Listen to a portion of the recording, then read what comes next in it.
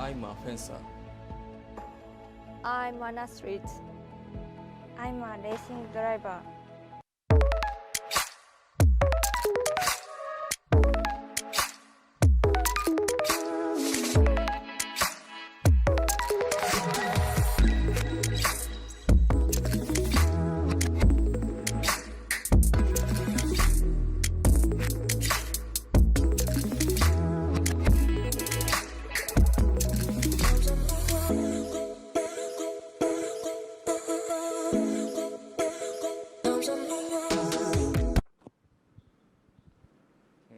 Welcome to Social Innovation Week. My name is Yoshiro Tasaka. I'm an employee of Shibuya City Office.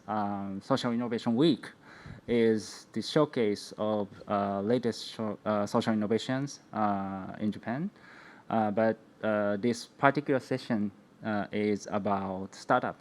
Shibuya City Office started the startup initiative this year, and then today, we want to talk about how Shibuya or Japanese city can be the global level of startup ecosystem city. And for that, today, we have amazing guest. Next to me, Justin. Thank you so much for coming. So Justin is a co-founder of Playco, and previously he founded Zynga and Unicorn companies. We're so delighted to have you. Thank you so much for coming. And next to Justin, we have Jonathan. Hey, Jonathan, thank you so much for coming. So Jonathan is a three-time entrepreneur, and also he's a founder of Xenon Partners. His company is based in here in the US. Thank you so much for coming. And then we have Daniel on Zoom. Hi, Daniel. So he's the CEO of Stripe Japan. Thank you so much for coming. We have so many questions about your companies here. Lastly, we have Mr. Ishii from Cabinet of Japan. He's been leading Japan's startup initiatives for decades. Thank you so much for coming, Ishii-san. Okay, shall we start? Shibuya City started startup initiatives because of kind of Mr. Ishii. So Ishii-san started the program called Global Startup Ecosystem Cities. So he wants to empower Japanese cities to become global startup hub. So Shibuya wanted to work with Cabinet of Japan, so that's why we started the startup division this year. So that's why I want to start with this question to Mr. Ishii. So how and why you started this program? Okay, thank you for the introduction. My name is Yoshi Ishii, working for Cabinet Office. I'm in charge of innovation policy.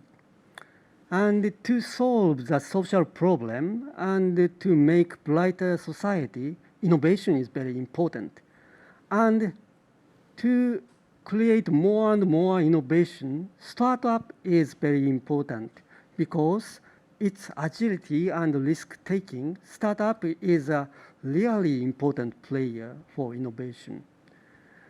And to create more and more startup and grow them to the global market is very important issue. To do so, we realize we have to focusing on ecosystem. Ecosystem not only by the entrepreneurs, but also big corporations and universities and other special players.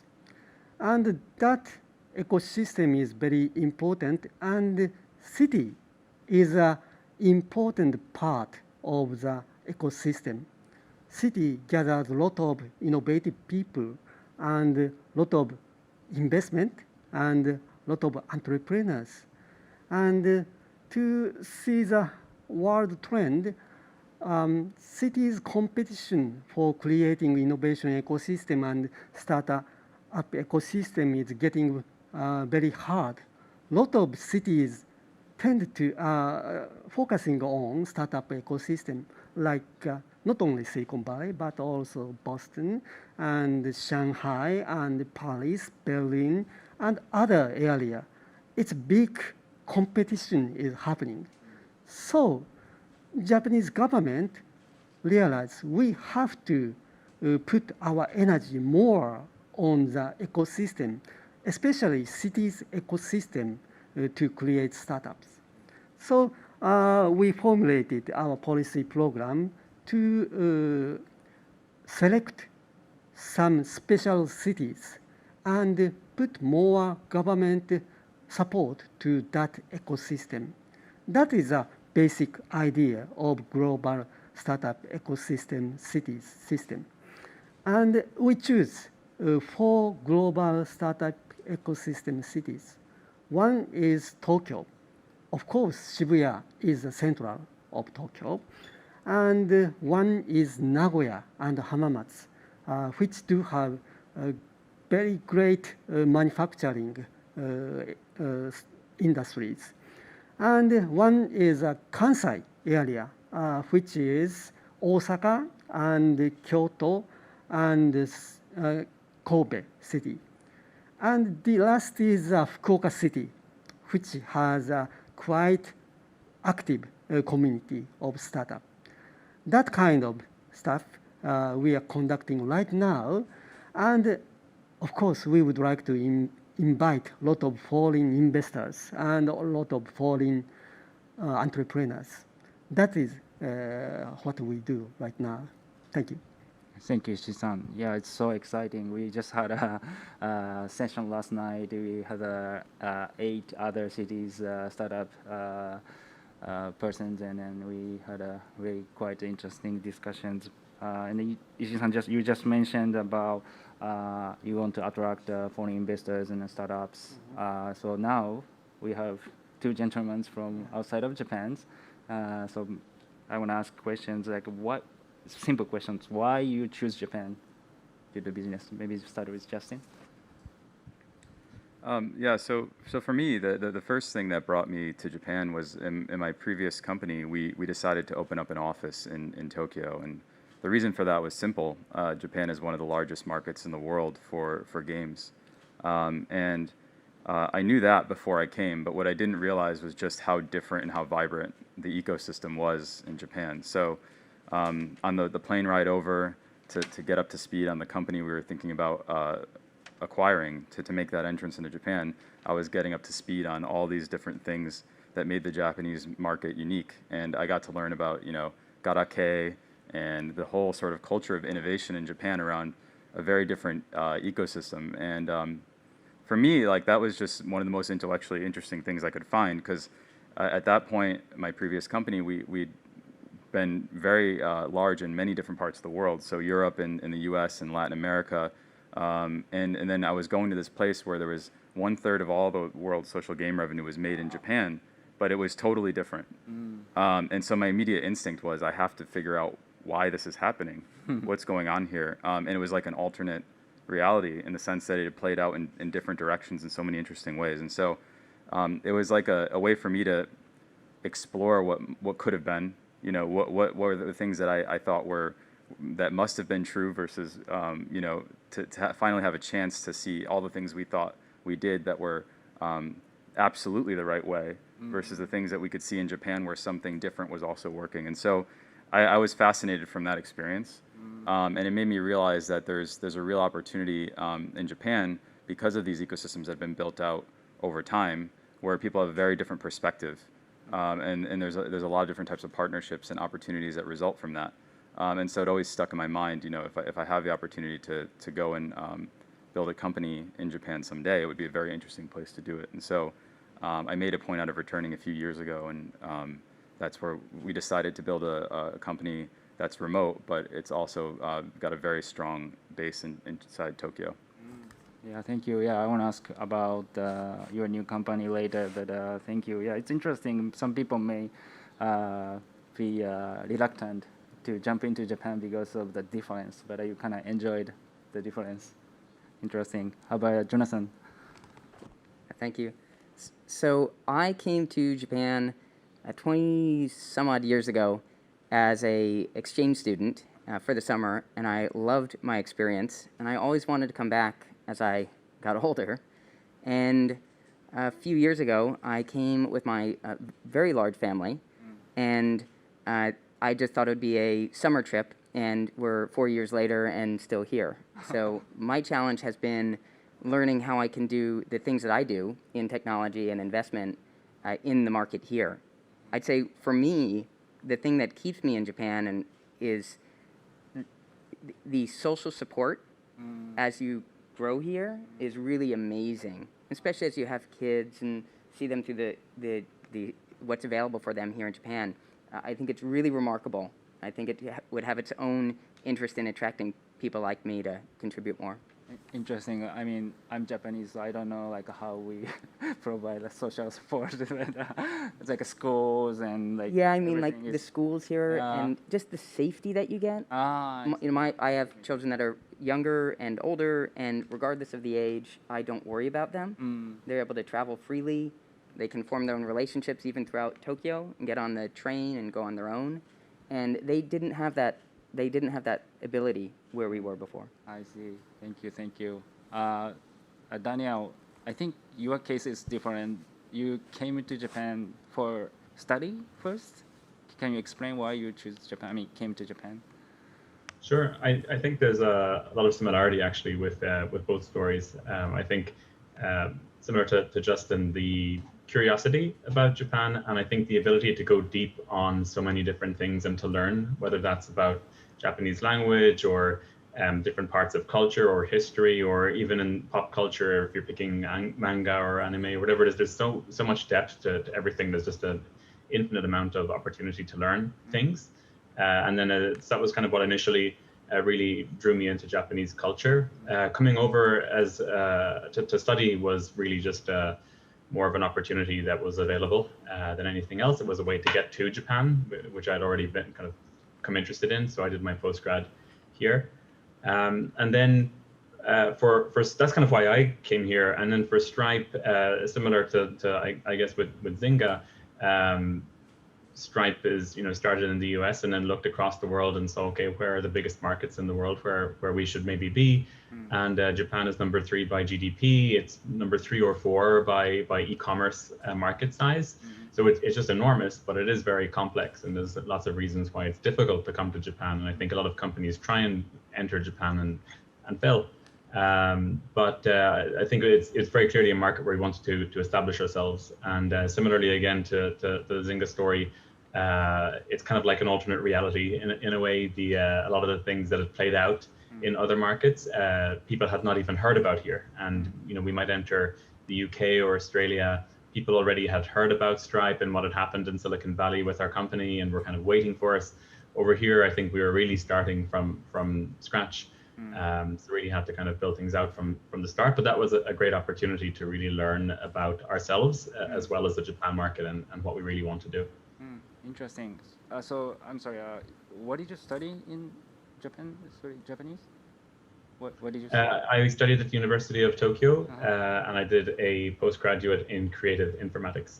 Oh, wow. In Japanese or in English? I got extra points for doing it in English. Interesting. So Ishii-san, I heard you studied in Berkeley a little bit. Oh, yes. Yes. Ishii-san. Okay, yes, I studied at Berkeley for 1 year. I joined public policy program, and also I joined business school program. At that time, I joined the business plan contest out there, so I have a lot of friends in Berkeley still. Yeah. So you experienced in Silicon Valley. Okay, cool. We are so glad you guys came. And let's move on other questions. So far, I mean, you've been like 4 years, maybe 5 years. What's your impressions about Japanese startup scenes? Maybe start with Justin, maybe. Yeah, I mean, so for me, a lot of it is comparing it to my experience 10 years ago. And I know that 10 years ago, when we went to look for which small companies we could buy to make an entrance into Japan, there weren't so many.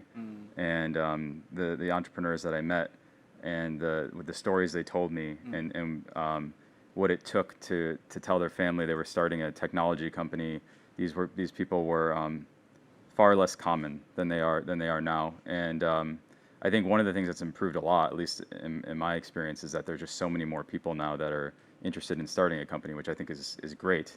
I remember 10 years ago, the question was, well, will anybody pass up going to work at like a large, reputable Japanese company to go start a company when they went and got a great education? And I don't hear people asking that question too often anymore. I think there are many people that are taking that path. And so that's the number one thing I think is hugely improved, and it has been great.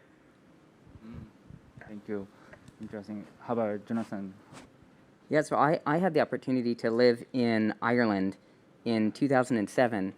And I think when we think about Ireland right now, there's many successful, extremely successful technology companies that have come from Ireland. And Ireland's a country with 4 million people. But back in 2007, if I were to describe the success that Ireland had, I think it would have been very surprising. At that time, there wasn't an ecosystem. There hadn't been these success stories. There wasn't even the comfort with failure that you get as you see the technology, the early stage technology develop.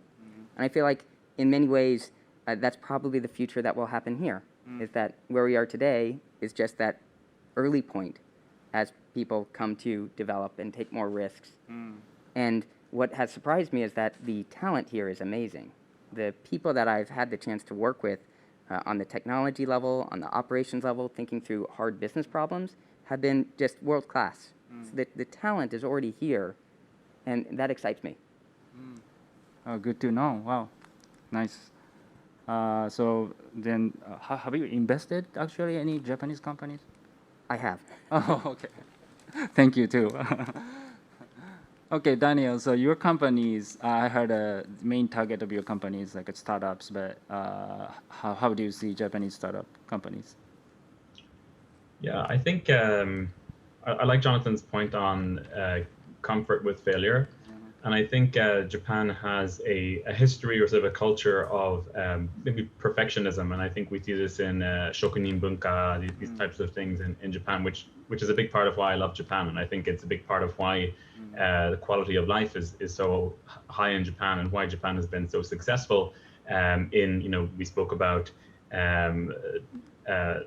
Aichi Prefecture and the manufacturing over there. Or if you look at more recently at sort of electronics, Sony or whatever you like. But I think when we start talking about software and about tech startups, then you need to be able to change your mind a little bit and focus your perfectionism in different ways. And I think being able to be comfortable with failure is something that's going to be really important, especially if you look at the ecosystem and how you build that ecosystem. The way that it works is that you have people who try something, they fail, they try again, they fail, they build experience, they finally find something that works.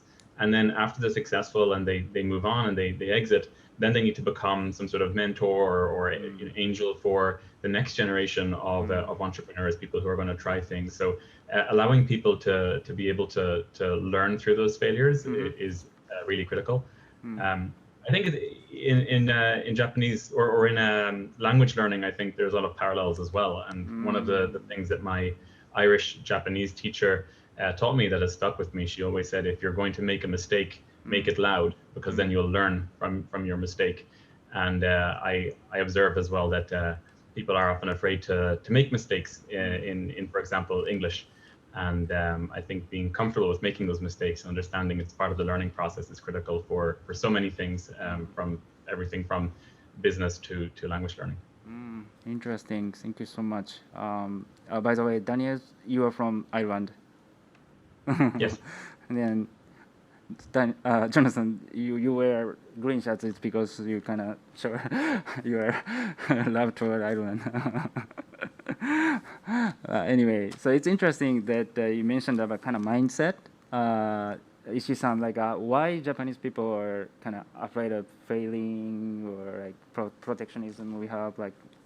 Yeah, many people discussing about we do not have entrepreneurship mindset But I believe we do have the mindset because Sony, Honda, and other big corporations is originally startup, and they took risk and tried a lot of challenging things. So Japanese people do have a mindset, but social structure is make them too difficult to act and risk take. That is a current problem. But actually, we are experiencing fourth venture boom right now. And first venture boom was 1980s, and the second is 1990s, and year 2000 as third venture boom and fourth venture boom. And in this venture boom, I'm observing mindset is changing right now. And that is because some success story is emerging, like Mercari, of course, you know, and also in the pharmaceutical area, Peptide Dream grew very big corporation in the 10 years. That kind of success story is emerging, and also very good entrepreneur is leading that one. The entrepreneur is not only focusing on money, but they would like to change the world. That kind of entrepreneur success story is emerging. So maybe I believe the mindset is changing little by little in Japan. It's good, great to know. So I guess although Japan's startup ecosystem, startup scenes are growing and mindset is changing, we still have a lot of, I guess, issues to compare with other global cities. What's the kind of biggest things you might kind of discourage foreign startup to come to Japan? You know, from my take, I'll just give two different lenses. Because I invest in startups and I also see the operation from the early stages, I could say as an investor, and having been in Ireland and also in the US, investor incentives definitely move money. So I have I don't know if Japan needs money. Japan seems to have a lot of capital, but there might be other reasons to attract capital from outside of Japan. And in order to make that happen, there might be a challenge there. And then just at the very early stages of getting started, there's a bit more friction in getting a business rolling in Japan, and that comes both from the paperwork that you might not know how to even fill out as a foreigner.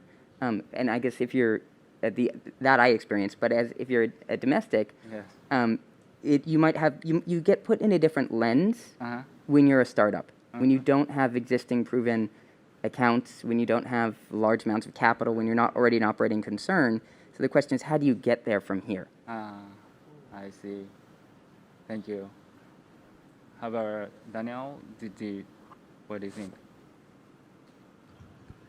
Yeah, I think it was exciting today to see the news from Kono Daijin that there's only 83 official flows left where physical inkan are going to be needed. So I think that's a pretty good change, and I think that hopefully the paperwork situation will change in Japan. I think there are a number of things. I think the language is probably one thing that just permeates the most for people who are coming in from abroad. Just the language constraints, whether that's on the paperwork is only in Japanese, or your local partners are unable to operate in English, or your contracts and everything might need to be in Japanese. So I think that's one hurdle that's there for sure.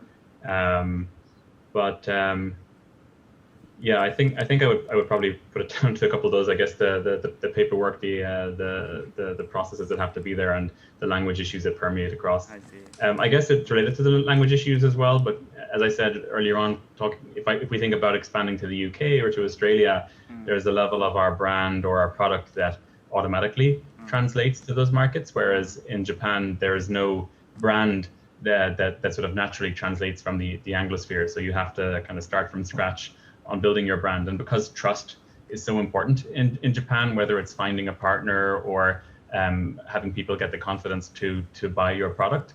I think it can take a bit of time to build that brand, whether you're bringing it in from abroad or whether you're trying to grow it within Japan, sort of as a domestic founder. Thank you so much. Okay. Okay. Speaking about Kono Daijin, it's a very good movement is happening in Japanese government. Of course, Kono Daijin is in charge of reform of regulation, and also Hirai Daijin is in charge of digitalization. These two top leaders are moving very fast, including some bureaucrats and other issues. And maybe silo and regulation is a very important part, but Japanese government is focusing to adjust that to the digitalization society. That kind of movement is happening. So maybe we have a good timing to invite startup from abroad. Yeah, that's good news. Justin. Yeah, and I would say that I noticed no one mentioned the sort of the cultural question, which it used to be very common. So I'm glad that that's not really coming up anymore. And I would just say that entrepreneurs are exceptions sort of by default. And the way that we talk about and compare the two societies can often be misleading, because I think really like these people like an Elon Musk, they're not common in the US either. And so there's sort of like an acceptance and a structural sort of support for having these types of people and realizing the value that they might be able to contribute to like the greater society that I see here now, and that's important.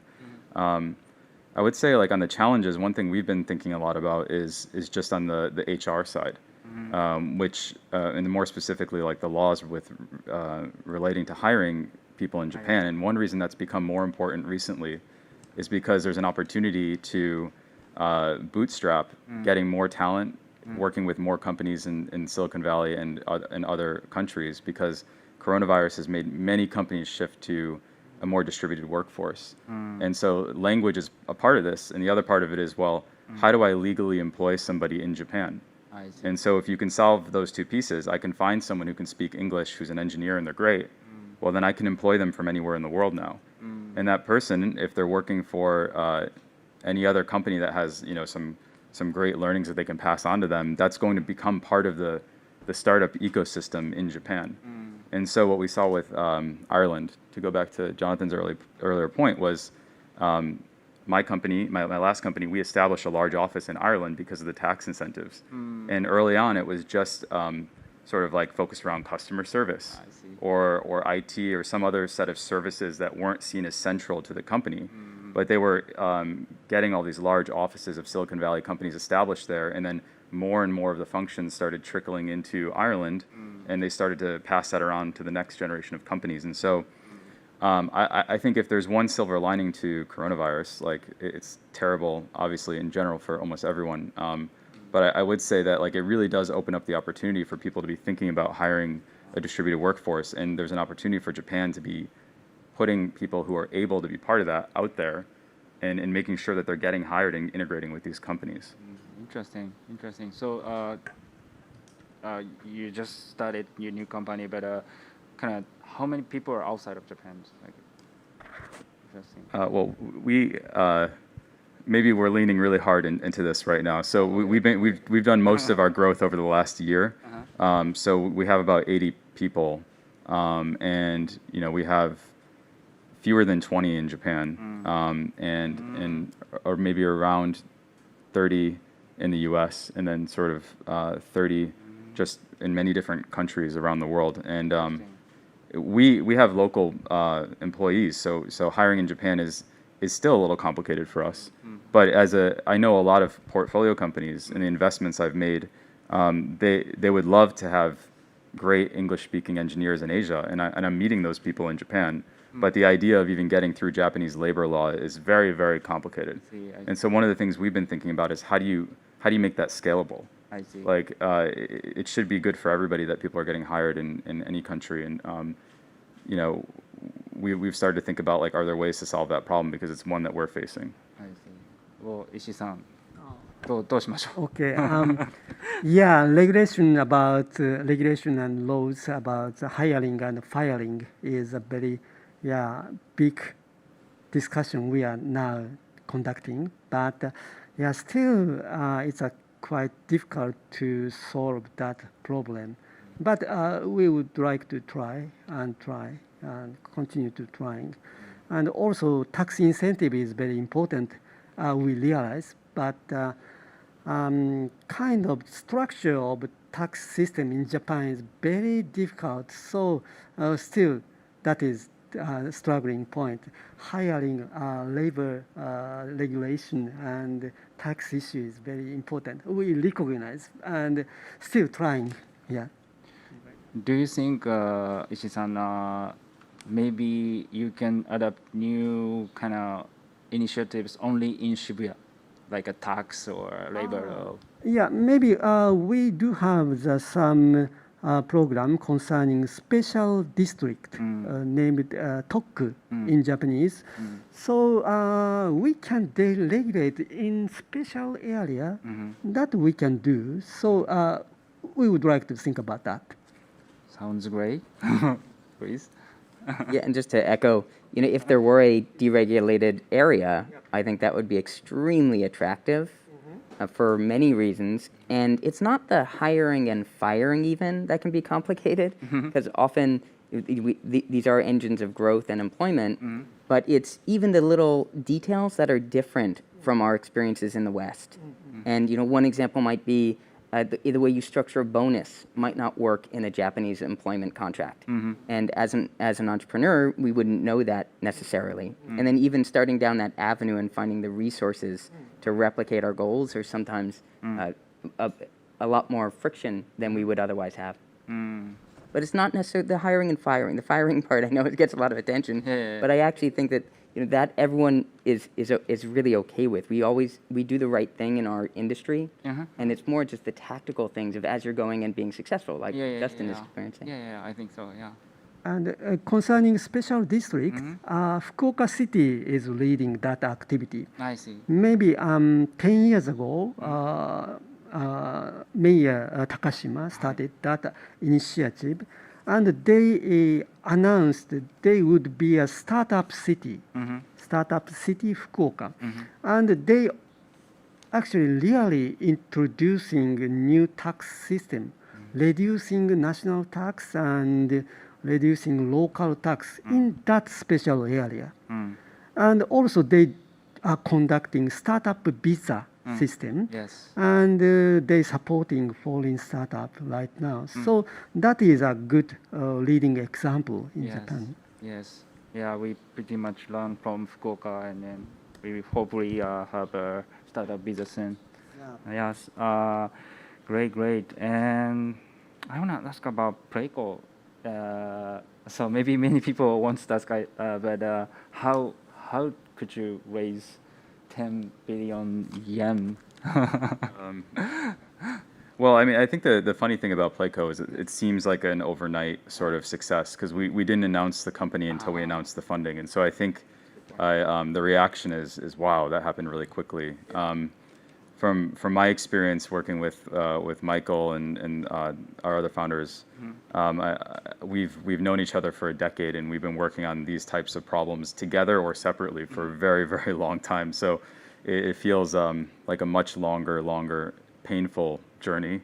And I would just say, for us, after I spent time at Zynga, when I left, I decided to do some more investing in early stage companies, and I got to be on the other side of the table as an investor, and to meet a lot of really great investors, and also to get a better understanding like what I might do if I were to raise money for another company next time. And our CEO Michael had a very similar experience, and I guess we were fortunate to be able to go back to all these people we were co-investing with over the years, and to just have a conversation with people we like, and make this hopefully a little bit less painful than it can often be. And not everybody gets that sort of opportunity. It's because we're sort of, we've been entrepreneurs before. But I will say that the people one of the things that makes these types of investors, especially in the Bay Area, very special is like the network isn't that important. It's my experience every day that when someone has a great business, I'll put it in front of the person that should see that business. Even if I'm not going to invest. I mean, it's just there's very much like a pay it forward attitude in Silicon Valley that it's what makes the place work. And so like for us, like this investment, it's just the beginning of what we're doing, really. And it's just about forming the right long-term relationships and just continuing this, much longer term game of who do we want to be in business with for the next 30 years. There may be different companies and there may be all sorts of different arrangements, but we're excited to be able to do this. So Interesting. How do you see like Japanese investors? Like it's much different in your approach to investors in case of to compare with the US. I mean, in general, the people we're working with in Japan are so experienced, like Taizo and these types of folks. I mean, they're just. I don't think their process is very different from anyone in the U.S. But we've been also lucky to have some really great partners like Line involved, and I think for us it's. I wouldn't say there's a material difference in terms of how they make the decision so much, but we're really excited to have. Strategic partners that we can actually build the business in Japan with. So it's really exciting to have someone like Line invest in the company. I see. Do you think Japanese investors can attract more foreign startups, perhaps? Yeah. Experienced, yeah? I think so. I mean, look, when it comes to strategic capital, like something like a Line investment, there has to be a real sort of fit there, right? And I think that's something some corporate VCs have struggled with.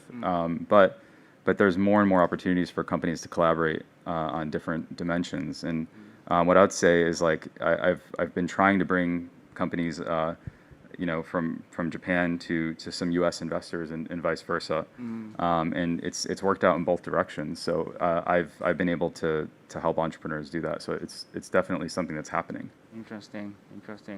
How about Jonathan? Have you work with Japanese investors? I have not. Oh, you have not. I see. Are you looking for?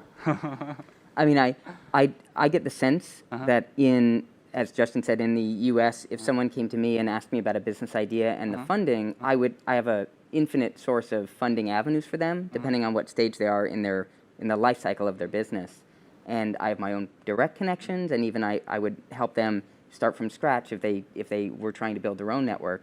And it's very clearly articulated when you show up in San Francisco or Silicon Valley. It's very clear how to get into that group and find money. And I get the sense that it's not as clear here. And also the number of players are significantly different. So in the US, if you're at day one, there's some people that will give you money at day one. If you're actually making some money or you have a product, there's different people that will give you money at that stage. And then if you're you've got enough understanding of your market that you think you'll be very successful and you can present that, then there's a whole nother set of folks who will evaluate and be your partner. And I don't see the same number here. I see. Interesting. Good to know. So, Ishii-san, in terms of investment, do you have any plan to kind of start any initiatives, maybe like bring more foreign investors or kind of empower Japanese investors or something? Yeah. Inviting foreign investment is very big issue. We would like to try to. And concerning that, in this session, some person said about the language. Language is very important part we are thinking about. We do not have good contents about startup ecosystem and startups in Japan. So we would like to create more contents and stories in English. It's very important. And send a lot more message to abroad foreign investors. That is one part we are thinking about. And the other part, we already have foreign partners like Plug and Play and 500 startups and Google for startups and maybe Draper Nexus, which is connected with Draper Fisher Jabetson. And that kind of channel we would like to utilize more. That kind of stuff is thinking about. But we need some good connection. So just before the session, I asked Justin about how can you capture the top venture capital's investment money, and he mentioned about the connection. So I think we need more connection with foreign top venture capital like Kleiner Perkins and Andreessen Horowitz and of course Sequoia, that kind of stuff. We are still wondering how can we get there. So how or who should reach out to those? I don't know. Like, do you have a?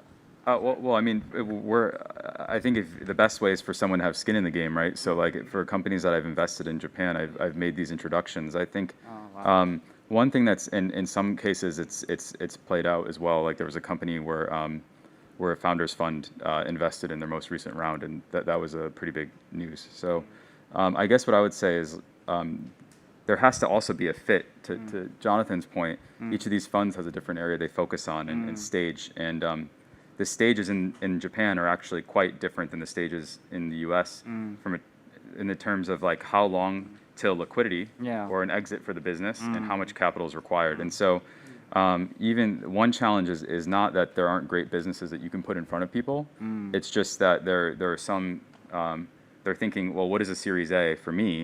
And then what is a Series A in Japan? Those are very, very different things. And so you can put it in front of people and they'll say, this is super interesting.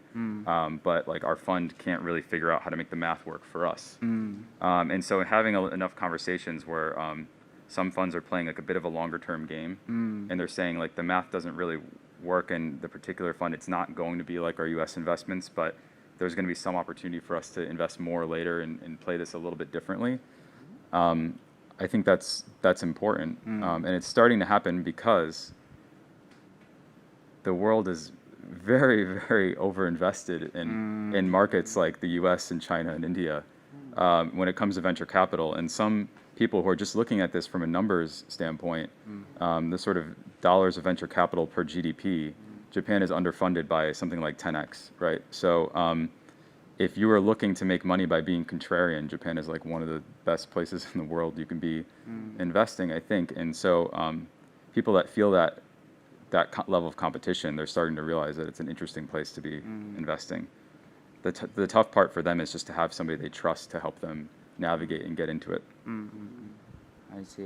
Well, we're so lucky to have you here in Japan, so you need to continue to help us. But I want to move on to next questions. I want to ask about Stripe Japan's Daniel. So, why Stripe Japan came to Japan, and what's your strategies? Yeah, the mission of Stripe is to increase the GDP of the internet, and by that what we mean is we want to enable businesses that maybe would not have been able to exist if we weren't there to give them the infrastructure to do that, rather than say just trying to go and capture the existing share of e-commerce that's happening on the internet. So we're trying to make the goal would be to drive the macroeconomics to actually be able to have an impact on the amount of economic activity that's happening on the internet. And as I said earlier on, Japan is a very large market from sort of an e-commerce perspective. It's number 3 or 4 in the world, depending on how you look at it. So that made it very clear to us that we wanted to get to Japan. However, China outranks Japan in market size, and we're not in China. So I think there's a balance here between what is the size of the opportunity that's there, and then how do you balance that with the complexity of the market that's there. And we already spoke a little bit about sort of the complexities in Japan, but I think there was, at a very early timing, you kind of come to the conclusion that if you overcome a few of those complexities, the opportunity that's there is huge. And I think in Japan, we've seen a lot of movement in the startup space recently, which has been fantastic. When we started working on Japan around 2013, 2014, the startup space was very nascent. It was very early. And more recently, we're starting to see a lot more activity. And I think one big change has been the investors have become a bit more sophisticated. There are investors who really understand the business models that they're investing in. And before, I think it used to be maybe a lot more, we'll make another social game and we'll hope this one will be a hit and maybe it won't be. Whereas more recently, I think there's been a bit more real core understanding of what the business model is. A lot more focus, I think, on the founders and who they are as people. I think there's also been a bit more focus on technology and what amount of technology is this company making, less about just the flashy pitch.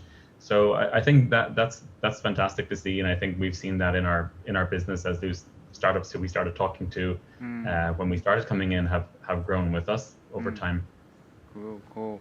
Do you have any favorite Japanese startup? I'll just mention one that came to mind when we were talking about the difficulty of coming to Japan and about the processes and HR and paperwork and stuff.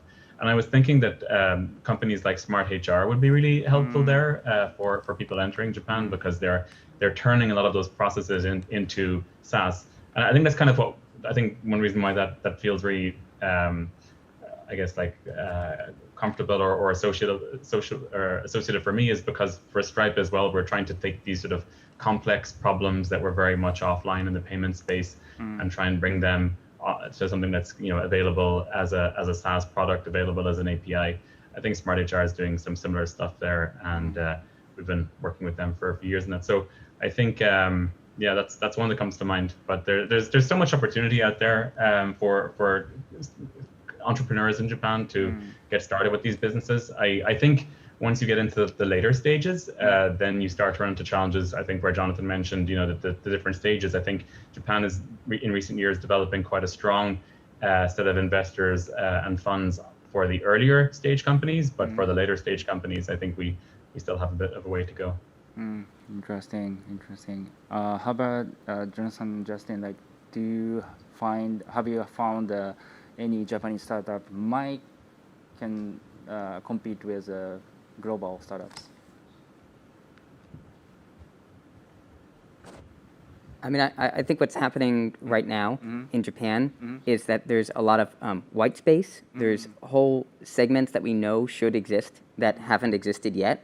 So the startups, like Daniel mentioned, like Smart HR, taking on the HR challenges, all the paperwork, all the difficulty with dealing with that. I think those are fantastic. And there's probably a whole other set of startups that are solving these other problems. But I actually think it's the more bread and butter opportunities that exist in Japan. And one thing that I've seen in other countries is that if you can satisfy a problem that is domestic, and Japan has a lot of very particular domestic challenges where foreign companies have not been able to enter the market, you can use that domestic base to really power up your initial wins and then look at going global. And I'm certainly attracted to companies that are taking that perspective here in the country. Interesting. How about Justin? Yeah, I agree with what Jonathan is saying. I think to Jonathan's point, like, you have to win domestically first. I think for most companies, it's just what you know, and when you have constrained resources and capital, it's what you should focus on, generally speaking. So it's almost sort of like it's just a lucky sort of position that America's in, that it happens to be that you're in an English-speaking market. The market's very large, and so if you can figure out how to succeed in the U.S., it's actually not that hard to go to Europe or to go to Latin America. And so I think that I found that the U.S. gets a lot of credit for thinking globally, but I actually think it's more of a structural thing, where almost every American startup just focuses on the American market first, and then the global stepping stone is actually incredibly natural. And so what I would say is I'm glad that Japan is finding its footing in Asia as like sort of what are the next markets for Japan. So Southeast Asia and other areas have become sort of a new area that a lot of companies are doing a great job expanding into, and I think that could be sort of a similar path. But the good news is, like, by having such a large domestic market, you have the resources to go everywhere. So I think that's the main important thing. The one thing I would say to Jonathan's point is there is a lot of low-hanging fruit. So like there are so many opportunities just in doing these things right that maybe some of them you see abroad and bringing it to Japan. That it sometimes again it's structural that some American startups need to be so creative because there is so little white space left. And that's what it takes to succeed in the U.S. Whereas maybe there are lots of opportunities in Japan still where like there just isn't that much competition and there's an unmet need. And so I think what we'll see is everywhere soon will become more competitive because the great news is people are starting more companies, and that would just lead to more creativity. Yeah. Interesting. So go ahead, Jonathan. Yeah, just one other thing just came to me as you were talking, Justin. But we've got Daniel, myself, you. We all came to Japan inadvertently, I think, and it wasn't necessarily our plan to be here. But once you experience Japan and the culture and the benefits, it's really I mean, for I think all of us, we could have chosen with our companies to come to Singapore, or we could have gone to Beijing or Shanghai or Taiwan. Yes. And Japan is the place that resonated, and I think that's a common theme with the people that I know that have had the chance to live throughout Asia. When you come from the West and you look over, Japan is an incredibly attractive spot to come to and stay at. Wow. So I guess we need to change a little bit of regulations and then language problem. Then more people will come. Great news. Ishii-san, どうですか? How do you see Japanese startup? Oh, okay. Maybe just since some mentioned about the market, we do have very good market in Japan concerning solving social issues. We are facing aging. That is very serious issues. In that area, a startup can make us provide some solution. Also, we are facing digital transformation. We have to change all the industry, and we have to change the structure of the society with digital transformation. That area, we do have big market. Also, environment and agriculture, that kind of field is a big market. So Japanese startup should go that market and make success story and go abroad. Or foreign startup come to Japan and provide their new solution to Japanese society. That kind of things are important, and we would like to support that kind of activity. Thank you. Yeah, interesting. We have a lot of white space, and then we can grow from that. That's great. So now I want to ask about my workplace, Shibuya. So maybe start with Daniel. Like your office is in Shibuya. How do you like Shibuya, and why you choose Shibuya? Yeah, so we originally had a small office in Otemachi, in Chiyoda-ku, and we're there for a few months. We were looking for somewhere where we wanted to place ourselves for a longer period of time. And we ended up looking at lots of different areas, and we knew we didn't want to be in somewhere that was very much like an office district. We didn't want to be somewhere with a lot of high-rise towers or a lot of just large office buildings, a lot of people in suits. We didn't want it to feel too much like you're coming into work. We wanted people to feel like they can maintain sort of an atmosphere of fun and that kind of atmosphere as they come into work. We also were thinking about our US headquarters location. At the time, it was in the Mission District in San Francisco, which is a lot of small independent shops, a lot of entrepreneurship happening there, a lot of small shops open and quickly fail and close and try again. And there was kind of an air of entrepreneurship there as well. So we also felt that in Harajuku, whether it's Takeshita-dori or Urahara or whoever, there's a lot of that similar type of atmosphere of people trying new things. You also don't end up with a lot of suits. You have a number of tourists there as well, which makes it feel a bit more international. The average age is on the younger side as well, and people are just generally, I think, more creative and experimental and entrepreneurial than what we'd seen in other areas of Tokyo. So Harajuku was where we ended up placing our first office, and then we've moved offices 2 or 3 times since, and we've stayed in the same area. Unfortunately, we haven't been working from Harajuku for the last 6 months or so. We've been closing the office due to the pandemic, and that's why I'm not there with everyone today in person. But we really can't wait to get back to the office. Yeah, it's interesting. Harajuku is not so known as a startup city, but yeah, it's interesting you choose Harajuku. But how about you two? Like, how do you see Shibuya? Maybe you don't work in Shibuya, you don't live in Shibuya, but how do you see? I mean, I just think it's fascinating. Like, it's such a, there's so many different industries in one place. And so I guess what I would say is, as an American, it feels like very special because our entertainment industry is so far away from our technology industry and is so far away from cars and everything. And I just feel like Shibuya, like there's so many interesting disciplines wrapped up into one city, that's a real opportunity for startups. And what I would say is it can lead to much more interesting and innovative ideas. It very much feels like when you try to build a company outside of technology in Silicon Valley, like you have to go become part of some like social group that you're not a part of, and you have to physically, like it's not in the same area, and the social network there is very different. And so I think if there's one thing that's been holding back Silicon Valley, it's certainly its ability to collaborate across different creative disciplines. And I feel like Tokyo is probably one of the best places in the world for that. Interesting. Thank you.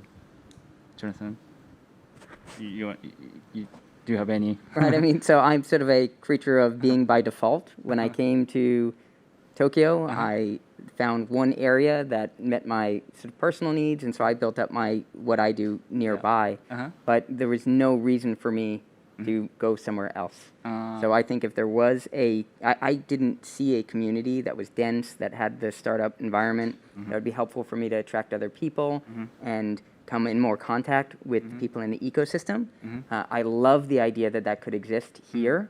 I love that idea, and I would be ready to relocate. You know, we're in a growth period right now with many of our businesses here in Tokyo, and if we had a welcoming environment, that would be a change from what we experience out in the normal process. So I'd love to take you up on an offer to come to Shibuya with our businesses. Yeah, well, by the way, Jonathan Justin kindly became advisor for Shibuya City, and then we are so exciting to work with you and then grow Shibuya as a startup hub. Ishii-san, you don't have to mention about Shibuya, but Shibuya. Yeah, okay. Can you? Or? Okay. To create innovation district, I think openness is very important. Also, culture is important, and diversity is important. And I think Shibuya do have that kind of things. And also maybe Fukuoka do have that kind of things. So I hope Shibuya and Fukuoka lead the innovation creation of Japan with startups and other diversity player. Yeah, that is my hope. Thank you, Ishii-san. Okay, I think we are about time to maybe Q&A. We have several audience here. Do you have any questions? 大丈夫かな? We have questions in tablet, so we can ask questions. Maybe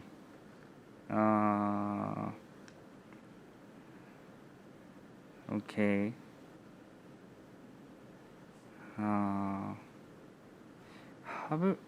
Have you seen foreign startup? I mean, foreign startup. Stripe is a foreign startup, but except Stripe. But have you seen any startups from outside of Japan and struggling and then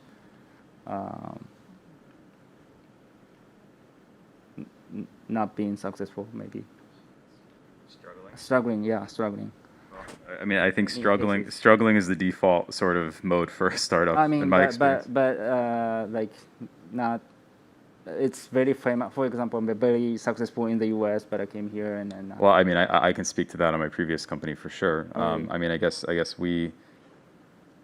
it's a longer, more complicated story, so I won't bore everyone with it. But I just say like the ecosystems were very different, and so what was required to win in Japan was quite different. And I think we went into that knowing what it would take, but it required a lot of patience. One thing I'll say is like Amazon has been so patient in this market, and they've chipped away at Rakuten's market share for what, 15 years? Yeah. Just little by little by little. And I will say that's the type of patience it's taken in the past, given like how different these ecosystems were.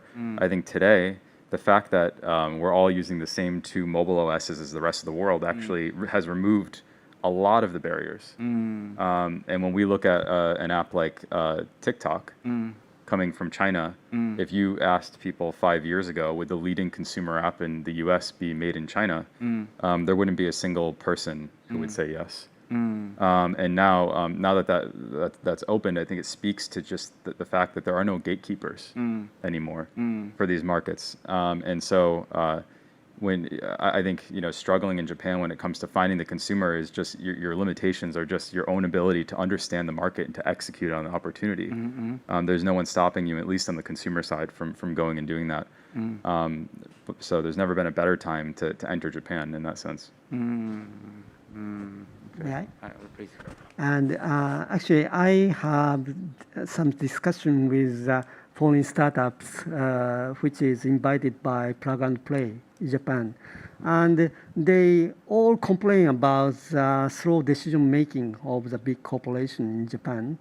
And I think that is very important issue we have to change. Many top managers, CEOs of big corporation realize they have to move agile, but and also young people is thinking very quickly, but the middle class of big corporation is still slow decision making. So we have to change that kind of stuff. Actually, we as a government, made some guideline to cooperate with startups. Quick decision making is very important. That kind of stuff we are sending message to big corporation, and that kind of change we need to invite foreign startups, and they enjoy the Japanese market. That's kind of thing I'm thinking about. Sounds great. Okay, maybe last questions, everyone's. So we have like Justin, Johnson, like entrepreneurs, investors, and CEO from outside of Japan, and we have Ishii-san who can start a new initiatives for startups. It is a great opportunity to give input to Ishii-san. So maybe you don't have to ask. I mean, maybe like what you want Ishii-san to do. Maybe that's the question. Maybe maybe Daniel, can you start? Maybe Japanese government, what we should do, and then Ishii-san can make a new program or initiatives. I take note. Sure. I don't think there's anything too prescriptive or directive that I would say, or that I'd even feel like I'd be in a position to say, but I think continuing to listen and to being able to have that open dialogue, to be able to hear concerns, and then to be able to think about what are the opportunities and what are the potential changes that could help Japan to grow bigger, faster, by leveraging the fantastic work that startups can contribute. I think that's the main thing, just listening and taking the input. Thank you. And I know there's a lot of obvious things and specific requests as well, but I think one thing would just be messaging, and I don't know if this is even possible in Japan, but to say, it's okay to have a failure. It's okay to go down this path and not succeed. And if it came from a real source of truth about what Japan will accept, I think that would change the mindset. Some of the folks that I see need to hear that. Thank you. I know digitization of Japan is a huge topic right now, and I agree with you. I think in some ways that can solve a lot of the language issues that we see. I mean, certainly it's easier to offer translation of documents when they're digital, and we can just tap and sign without a hanko, and that's great. I would say like collaboration with the private sector to help make these things smoother, I think will lead to faster results. I mean, I know we have somebody from Stripe on this panel, but I will say that Stripe has shown that you can open up a bank account anywhere in the world with a click and basically start a company digitally. And I'm sure that they could help provide many such services in Japan. I know that on the HR side, there's local companies like Smart HR, but there may be global companies that can help make that easier for not just foreigners, but also for anybody who wants to start a company in Japan. And so I think like maybe part of what can make a modern government more effective is by instead thinking of itself as a platform with sort of digital integrations to private service providers who can help make these processes more smooth. And I know that there's a lot of folks interested in doing that in Japan, and it could be a great business opportunity for them. So, I'm excited to see more collaborations like that. Thank you. We have a question from audience, so maybe you can. Hi, my name's Shane Russell, and I take part in and help organize various tech communities around Tokyo.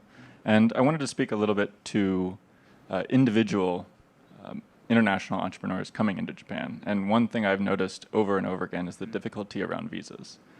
So generally, you either have to be tied to an existing company, right, to sponsor your visa, or you come in and set up your own company. And to set up your own company, the capital investment required to do that is quite high compared to some other places. So I'm just curious to get some thoughts around how we might be able to improve that. And we spoke about Fukuoka having the startup visa, and I believe Tokyo also has a similar startup visa that is 6 months. But I actually had an official in Tokyo who told me about that, immediately said, don't bother. By the time the paperwork is done, your visa will have been expired. So how can we see improvements to attract individual entrepreneurs who then can come and join existing companies or start new companies? So, but Shibuya is actually getting like a Fukuoka type visa pretty soon. We probably can be ready in 2 months maybe. Yeah, so that's right. Fukuoka type of visa is very good, and Shibuya is introducing that. And we would like to enlarge that kind of system in Japan. And also, we have to improve visa concerning engineer and scientist. And we already discussing about that. And at the same time, some private corporation named One Visa is providing good service for getting visa for foreign engineer and scientist. So anyway, we try. Thank you. Okay. Thank you for the questions. Any questions from audience?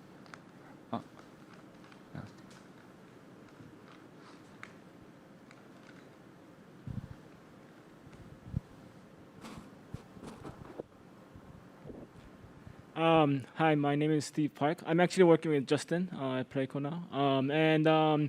So I think one kind of angle that we didn't really discuss today was education. And I would like to hear from the panelists what you guys think could be done better or could be improved in the angle of education in Japan.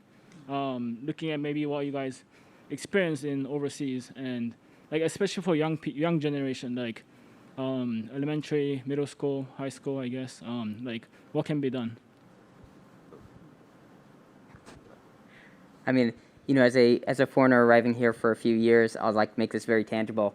My kids are in the public system, and I think it's fantastic to have that available to them. But because of the timing, there's this gap where if you've been here for a few years and you are going into high school, as a foreigner, you actually don't have to go to high school. So I guess it's maybe a top side of that, which is that my older kids are actually starting to do some startup work instead of high school.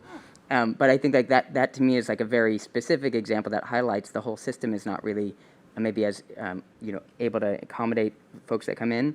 And the stories that I hear from my own kids, because they've experienced the Western education and then the education here, is that it's very rigorous and consistency oriented rather than that expressivity and that risk taking. So I do think that you raise a great question, and I don't really know how to solve that one. Education, yeah, that's very important issues. To invite foreign startups and investors, we have to make good education environment. Of course, that is one part. And the other part of education we are thinking about is entrepreneurship education. And Justin mentioned about failure is okay. That kind of education we need. And nowadays, we introduce some entrepreneurship education in university. And that is Next program, and the Ministry of Education is conducting that one. But we realize university education is not enough. Maybe education from entrepreneurship education from elementary school is very important, and not just learning at the desk, but they have to experience. That kind of education we would like to introduce. And concerning startup ecosystem city, we enhance that kind of education in the city. Of course, Shibuya, Fukuoka, and Tokyo, and Nagoya and Osaka area. In that trial, we would like to change Japanese education. Yeah, that is we are thinking about. Okay, I guess we don't have time left, so we have to close the session. Thank you so much, everyone, and then we hope, like, with your help, Shibuya can be a global startup city. Thank you so much, everyone. Thank you for hearing. Thank you. Bye. ありがとうございます。